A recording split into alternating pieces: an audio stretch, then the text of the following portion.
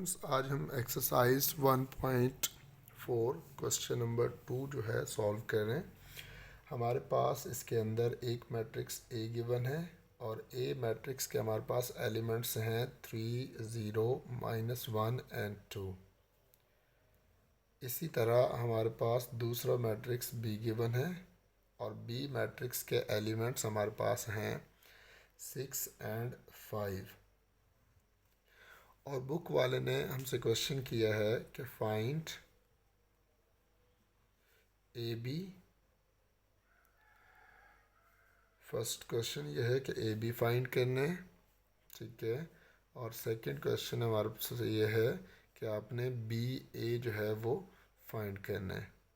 और आगे एक ब्रैकेट के अंदर आपको ये भी कहा गया है कि इफ़ पॉसिबल, यानी कि अगर मुमकिन हो तो तब ही फाइंड करना है।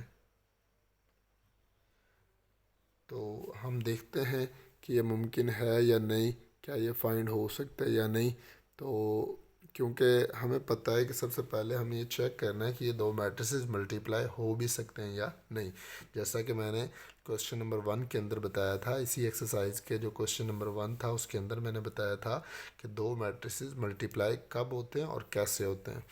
तो अब हम देखते हैं कि हमारे पास ए मैट्रिक्स है और बी मैट्रिक्स है। तो सबसे पहले हमें जो फर्स्ट टास्क दिया हुआ है कि आपने ए बी फाइंड करना है, तो हम ए बी फाइंड करने के लिए लिखते हैं कि ए बी। मैंने आपसे कहा था कि मैट्रिसेस की जो मल्टीप्लिकेशन है इसके अंदर हमने जो सीक्वेंस है इसका बहुत ज़्यादा ख्याल रखना होता है। पहले ए मैट्रिक्स दिया हुआ है तो हम ए मैट्रिक्स लिखेंगे 3, 0, -1 और 2। और फिर बी मैट्रिक्स दिया हुआ है तो बी मैट्रिक्स की वैल्यूज़ लिखेंगे 6 एंड 5। और मैंने आपको बताया कि इनकी सीक्वेंस का बहुत ज़्यादा ख्याल रखना है। अगर सीक्वेंस चेंज हुई तो हो सकता है कि मैट्रिसेस मल्टीप्लाई ना हो, अगर मल्टीप्लाई हो भी तो उनका आंसर ठीक ना आए, इसलिए सीक्वेंस का बहुत ज़्यादा ख्याल रखना है। अब इनको ये चेक करने के लिए कि ये मल्टीप्लाई हो सकते हैं या नहीं, पहले तो हम इनको देखते हैं। इसका ऑर्डर अगर हम देखें, एक रो ये है और एक रो ये, टोटल नंबर ऑफ़ रोज़ इसके अंदर 2 है। और एक कॉलम ये है, एक कॉलम ये है, टोटल नंबर ऑफ़ कॉलम जो हैं वो भी हमारे पास इसके अंदर 2 है, ठीक है। अब सेकंड मैट्रिक्स की बात करते हैं तो इसके अंदर टोटल नंबर ऑफ़ रोज़ जो हैं वो 2 हैं और टोटल नंबर ऑफ़ कॉलम जो हैं वो 1 है। तो पहले मैट्रिक्स के अंदर नंबर ऑफ़ जो कॉलम है और दूसरे मैट्रिक्स के अंदर नंबर ऑफ़ रो जो हैं वो इक्वल हैं, तो ये मल्टीप्लाई हो सकते हैं। तो वेल एंड गुड। तो अब हम इनको मल्टीप्लाई करके देखते हैं अगर ये मल्टीप्लाई हो सकते हैं। तो मल्टीप्लाई किस तरह से करते हैं, ये एक इम्पॉर्टेंट जो है क्वेश्चन है और इसको देखते हैं कि किस तरह से मल्टीप्लाई करते हैं। तो आपने ज़रा तवज्जो के साथ इसको चेक करना है कि हम किस तरह से मल्टीप्लाई। हम यहाँ पे एक एरो लगाएंगे और इधर जो है एक एरो लगाएंगे। तो याद रख लें कि इसकी जो एरो की जो टेल है वो इस मैट्रिक्स की एरो की जो टेल है उसके साथ मल्टीप्लाई होगी, यानी कि 3 को हम 6 के साथ मल्टीप्लाई करेंगे, 3 × 6। और उसके बाद हम दरमियान में लिखेंगे प्लस का साइन और फिर इसकी जो हेड है उसको इसके हेड के साथ मल्टीप्लाई करेंगे, यानी कि 0 को 5 के साथ। दोबारा रिपीट कर दूं, 3 को मल्टीप्लाई करेंगे 6 के साथ प्लस, और 0 को मल्टीप्लाई करेंगे 5 के साथ। ये फर्स्ट रो की फर्स्ट कॉलम के साथ मल्टीप्लिकेशन जो है वो कंप्लीट हो चुकी। अब हम सेकंड रो की बात करेंगे और इसको भी इस कॉलम के साथ मल्टीप्लाई करेंगे। तो टेल टेल के साथ और हेड हेड के साथ, -1 को 6 के साथ मल्टीप्लाई करेंगे, -1 × 6। और फिर आप प्लस लिखेंगे और उसको मल्टीप्लाई करेंगे 2 को 5 के साथ, तो 2 × 5। और इस तरह से हमारे पास इनकी मल्टीप्लिकेशन होगी। अब इसके बाद हम इनको चेक करते हैं, मज़ीद सिंप्लीफाई करेंगे। 3 × 6 हम करेंगे तो आ जाएगा 18 प्लस 0 को 5 के साथ मल्टीप्लाई करेंगे 0, -1 को 6 के साथ मल्टीप्लाई करेंगे तो -6, और प्लस 2 को 5 के साथ मल्टीप्लाई करेंगे तो हमारे पास आ जाएगा 10। जी स्टूडेंट्स, इसके बाद हम मज़ीद इनको सिंप्लीफाई करेंगे।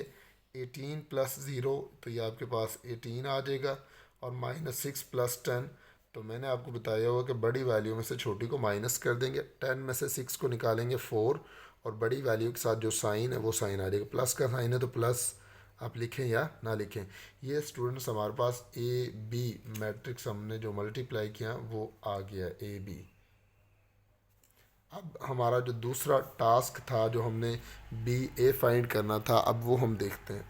हम पहले लिखेंगे बी और फिर ए, हमने इनको मल्टीप्लाई करके देखना है कि क्या ये मल्टीप्लाई होते हैं या नहीं। तो सबसे पहले हम लिखेंगे बी मैट्रिक्स को और फिर हम लिखेंगे ए को। तो सीक्वेंस का बहुत ज़्यादा ख्याल रखना है। बी मैट्रिक्स की वैल्यूज़ आपके पास 6 और 5, और इसी तरह जो ए मैट्रिक्स है उसकी वैल्यूज़ हैं 3, 0, -1 और 2। ये हमारे पास ए मैट्रिक्स की वैल्यू है। जी स्टूडेंट्स, अब हम इनको मल्टीप्लाई करते हैं, बल्कि इनकी मल्टीप्लिकेशन के लिए पहले इनका ऑर्डर देखते हैं। तो इसके अंदर 2 रोज़ हैं, और अगर कॉलम की बात करें तो 1 कॉलम है। फर्स्ट मैट्रिक्स के अंदर टोटल नंबर ऑफ़ रोज़ 2 हैं और कॉलम 1 है, ठीक है। सेकेंड मैट्रिक्स के अंदर टोटल नंबर ऑफ़ रोज़ 2 हैं और कॉलम भी कितने, 2। तो आपके पास अगर आप इनका ऑर्डर देखें तो फर्स्ट मैट्रिक्स के अंदर नंबर ऑफ़ कॉलम जो है वो सेकंड मैट्रिक्स की नंबर ऑफ़ रो के इक्वल नहीं है, तो इसका मतलब ये मल्टीप्लाई नहीं हो सकते। तो हम लिख देंगे कि these two matrices are not conformable for multiplication, या कि these two matrices are not perfect for multiplication. तो हम इनको मल्टीप्लाई नहीं कर सकते, तो हम साथ नीचे लिख सकते हैं कि नॉट पॉसिबल, क्योंकि बुक वाले ने हमसे पूछा था बाकायदा कि अगर ये पॉसिबल हो तो फिर आपने इनको मल्टीप्लाई करना है। ज़बरदस्ती हम नहीं कर सकते। हमने पहले चेक किया कि क्या मल्टीप्लाई हो सकते हैं या नहीं। पहले ए बी को हमने चेक किया तो वो मल्टीप्लाई हो सकते थे, तो हमने उनको मल्टीप्लाई कर दिया।